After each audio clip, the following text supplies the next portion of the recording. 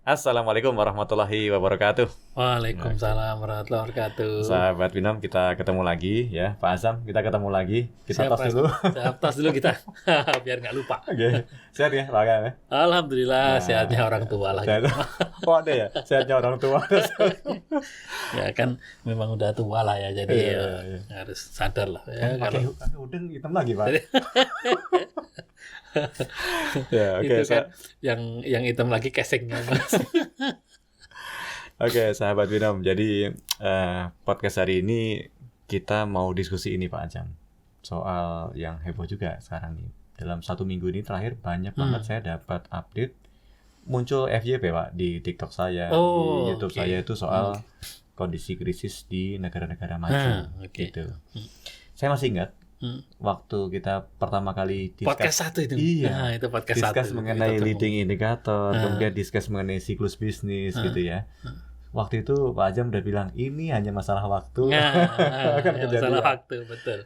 Ternyata waktunya nggak lama dari kita ngobrol. Wah, ya. 2 bulan ya? 2 bulan. Kira-kira 2 bulan ya? Jangan-jangan leadingnya itu dulu nggak perlu panjang setahun 2 tahun, sekarang leadingnya makin pendek gitu. Nggak gitu Mas, karena waktu kita bikin leading itu kan datanya pakai data lama. Sudah kira-kira beberapa itu kan datanya udah cukup lama. Cuman kebetulan aja podcast kita mulai 2 bulan lalu. Jadi sebetulnya proses leading itu kan saya nggak ingat, saya nggak tahu Mas Batir ingat nggak, di awal Januari aja saya itu diminta bicara oleh teman-teman di Hotel Ritz-Carlton waktu itu. Akhirnya saya diundang oleh komunitas teman-teman startup, kira-kira 80-100 orang lah. Tempatnya meskipun startup mainnya di Ritz-Carlton. Jadi saya diminta bicara di Ritz-Carlton. Saya sampaikan itu, mereka kaget sekali. Begini Pak, iya benar. Dunia krisis Indonesia aman-aman gitu, saya bilang Indonesia aman. Itu kita bilang. Jadi kalau kemudian 2 bulan lalu kita sampaikan bahwa dunia mau krisis itu sebetulnya bukan 2 bulan lalu. Itu setengah tahun yang lalu lebih udah pernah ngomong. Kebetulan aja podcastnya 2 bulan lalu. Tapi memang seperti yang dibilang Pak Hari tadi. Jadi Januari lalu kita sudah mulai ngomong gitu ya. Sekarang bulan Juni, jadi 6 bulan. Dari ngomong pertama itu udah mulai pertumbangan dunia itu. Meskipun sebagai orang yang bermain dengan siklus bisnis, kita sebetulnya tidak ingin terjadi krisis, meskipun ramalannya krisis ya, tapi kenyataannya krisis juga. Jadi kita nggak kaget lah. Gitu. Jadi saya masih ingat lah Pak, sebenarnya para forecaster pengen tepat ya, tapi para statistician nggak pengen ya. Kalau kita nggak kebalik Mas, kalau kita sebagai statistician atau forecaster secara statistik, pengennya ramalan kita tepat, gitu ya. Tapi kalau kita orang yang bicara siklus bisnis, kita pengennya ramalannya nggak tepat Mas, karena kalau dibilang krisis, kalau bisa sangat krisis lah seperti gitu ya. Tapi ya bahwa kemudian terjadi krisis memang tanda tanya udah kelihatan. Jadi ya. What happened Pak di Amerika, di Eropa kok sekarang krisis selain karena leading indikator ya? Leading indikator itu kan cuma tanda-tandanya aja Mas. Tanda-tandanya aja itu muncul di situ. Tapi kenyataannya gimana? Ya memang ekonomi mereka bermasalah sekarang. Gitu ya. Sebetulnya seperti yang saya sudah sampaikan pada waktu di podcast kita yang pertama ya. Itu rasanya podcast kita yang pertama. Kita ngomongin tentang masalah itu. Krisis COVID itu sudah selesai. Dan sebetulnya dunia itu mengalami pembalikan, udah akan naik. Itu yang saya tadi mau. Kenapa harusnya kan ini bounce back ya logikanya gitu. Logikanya gitu, betul. Tapi kan kemudian tahun 2022 bulan Februari Rusia menyerang Ukraina itu Mas. Nah berangkat dari situ itu menjadi rumit. Kenapa? Karena perdagangan yang melibatkan Rusia dan Ukraina bermasalah gitu ya. Kemudian negara-negara Barat, Amerika, Eropa semuanya itu memberikan sanksi dan embargo ke Rusia. Bahkan dalam Swift Code segala macam dalam perdagangan dalam sektor keuangan Rusia dikucilkan gitu ya. Nah bayangan saya mungkin itu Joe Biden dan orang-orang Barat itu nggak berpikir bahwa Rusia itu akan membalas ya. Gitu. Jadi ya setelah diembargo sebentar aja Rusia akan langsung lumpuh gitu mungkin bayangannya ya. Saya tidak tahu. Saya pernah diskusi panjang lebar dengan salah satu mahasiswa ya. Gitu ya Prof. Iyalah gitu. Ini sekali akan lama. Perang itu lama, akan lama sekali. Sampai kapan? Lama sekali. Menurut saya perang itu lama sekali sampai salah satu hancur. Baru akan selesai gitu. Dampaknya besar nggak? Besar. Ternyata Rusia itu nggak jatuh dengan segala sanksi. Yang terjadi sebaliknya, Rusia membalas. sanksi-sanksi itu, bahkan yang kita sempat bahas di podcast berikutnya itu, mintalah Rusia itu semua yang ngambil gas dan batu bara Rusia bayarnya pakai rubel gitu ya. Kan nggak terbayang itu mungkin oleh mereka gitu ya. Padahal supplier gas, supplier minyak, pokoknya supplier energi ke Eropa itu didominasi oleh Rusia. Nah, sekarang mereka rumit kan ngambil dari Rusia. Nah, dipikirnya kalau Rusia nggak jual ke Eropa, Rusia mati. Ternyata enggak juga. Ternyata India, Cina, negara yang lain tuh rame-rame ngambil dari Rusia. Jadi Rusia ketawa-ketawa aja dalam hati ya. Dan Indonesia juga kepikiran loh Pak. Dalam satu bacaan saya waktu itu, Indonesia juga kepikiran kenapa kita nggak ngambil dari Rusia juga gitu sebenarnya. Kalau menurut saya harus ngambil lah. Oh gitu ya? Kalau nggak ngambil dalam perdagangan dunia, bodoh banget kita nggak ngambil. Iya. Gitu. Kalau perang itu kan urusannya Rusia dengan Ukraina. Kalau saya sih dalam bahasa perdagangan, kalau harganya murah ya ngambil lah. Masalahnya kita diancam. Paling kan nanti diancam tetangga sebelah aja. gitu. Tapi kan Indonesia itu kan negara besar lah, harusnya berani lah gitu ya. Menurut saya. Yang berani. Menurut saya. Iya, kayak gitu. Anak kecil lagi ngadu temennya nyontek. Kalau nyontek gua tutup lah. Akhirnya mau ngadu ke nggak berani. Tapi faktanya Rusia sekarang nggak goyang, Mas. Belum lah paling tidak ya. Bahkan dalam laporan tertentu itu surplus perdagangan Rusia melonjak. Gitu ya. Jadi ya ini menjadi bumerang ya, senjata makan tuan. Pada akhirnya karena harga minyak suplai energinya kurang, naiklah semua gitu ya. Kemudian harga pangan naik. Ini yang menarik lagi, kan ada perjanjian yang diperbaharui setiap saat bahwa Rusia itu mengizinkan transport bahan makanan ke Eropa gitu ya, dan dunia. Tapi saya baca 2 hari yang lalu Rusia akan membatalkan itu. Bukan membatalkan, selesai perjanjian di bulan ini atau bulan apa gitu, langsung tidak akan diperpanjang. Kalau itu tidak diperpanjang, harga pangan di Eropa dan di dunia akan meningkat tajam sekali itu. Wah, itu akan muncul inflasi gila-gilaan itu. Dan negara-negara Eropa yang menjadi tanda kutip enemy-nya Rusia, itu kan mitra dagangnya kita cukup besar juga. Jadi kitanya pasti akan dampaknya. Ya, dampaknya ada nggak ada. Jadi kalau kembali ke yang tadi Mas, krisis tadi ya. Sekarang krisis sudah terjadi. Jerman yang saya ingat betul ya. Jerman itu sudah. Kemudian Inggris. Kalau dilihat dari itu ya, Meksiko gitu ya, Cina. Kalau kita sempat bicara di podcast kita yang kedua, leading economic indicator. Leading indicator untuk beberapa negara itu udah turun. Catatan saya Korea, Inggris, Meksiko, Cina, Amerika, Jerman, minus gitu ya, New Zealand itu udah minus. Beberapa negara Afrika adalah, tapi kalau itu kan negara kecil, dampaknya kita nggak besar. Tapi negara-negara besar tadi itu semuanya udah minus, Mas. Leading economic indicator-nya udah turun. Begitu dia sudah turun, maka mau tidak mau ada dampak kepada negara-negara yang punya hubungan ekonomi maupun keuangan dengan mereka. Nah, kembali ke negara tadi, kalau kita bilang tujuan ekspor kita, Amerika itu tujuan ekspor kita. Minus dia. Cina itu tujuan ekspor kita. Uni Eropa itu tujuan ekspor kita. Ya kalau itu, ini kan kita kena dampak ini, mau nggak mau.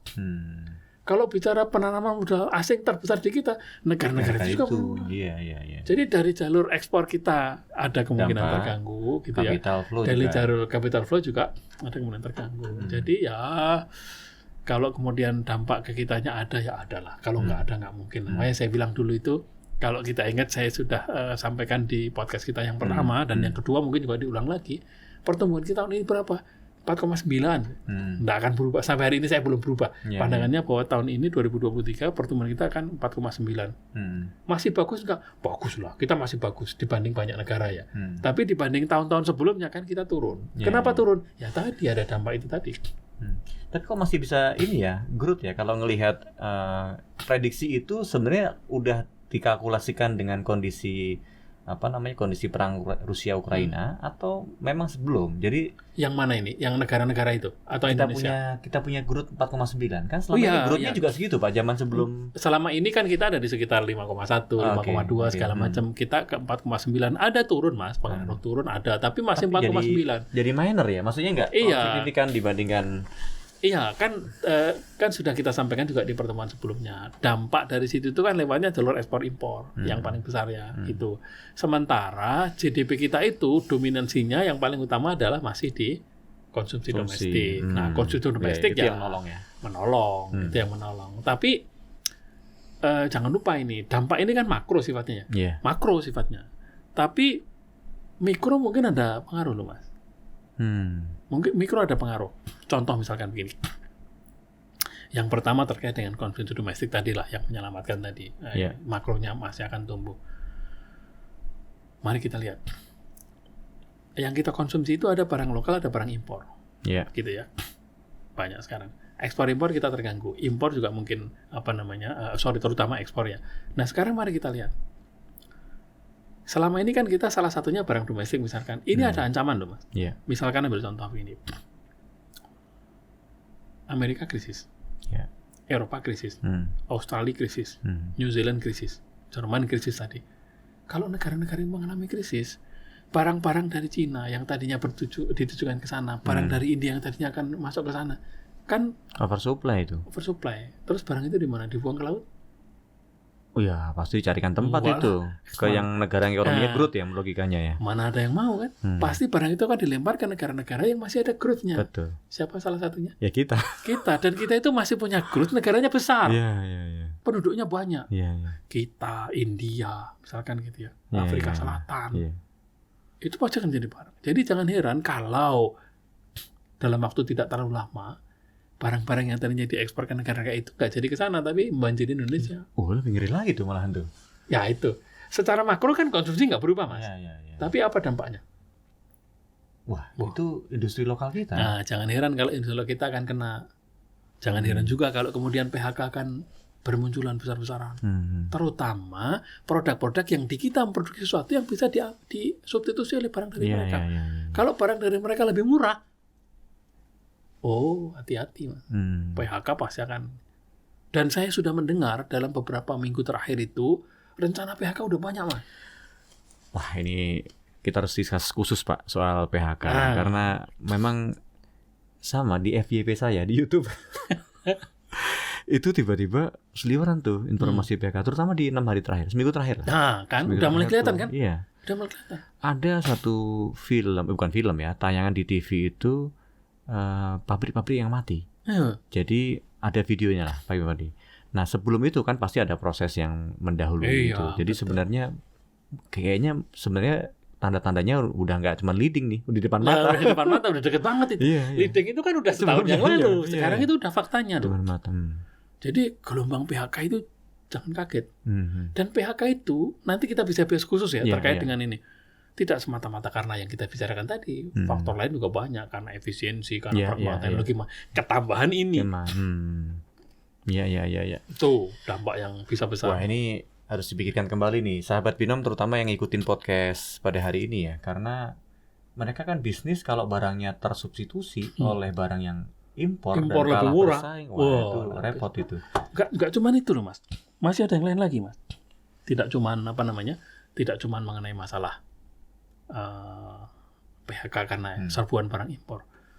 Itu kan dari sektor real, dari sektor finansial. Kalau negara-negara itu mengalami krisis, Amerika sudah menahan suku bunganya nggak akan turun kan?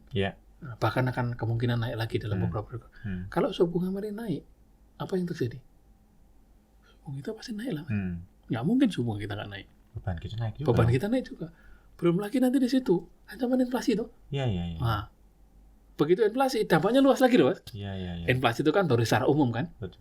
Nah, kalau terjadi inflasi, problem berikutnya adalah apakah peningkatan pendapatan kita bisa ngejar inflasi? Nah, itu PR lagi tuh. Kalau ternyata pendapatan kita nggak ngejar inflasi, apa yang terjadi? Income real kita makin turun. Pendapatannya turun. Gitu ya. Nah, dan yang saya pernah baca dulu ada artikel saya tidak tahu di salah satu koran nasional itu ya.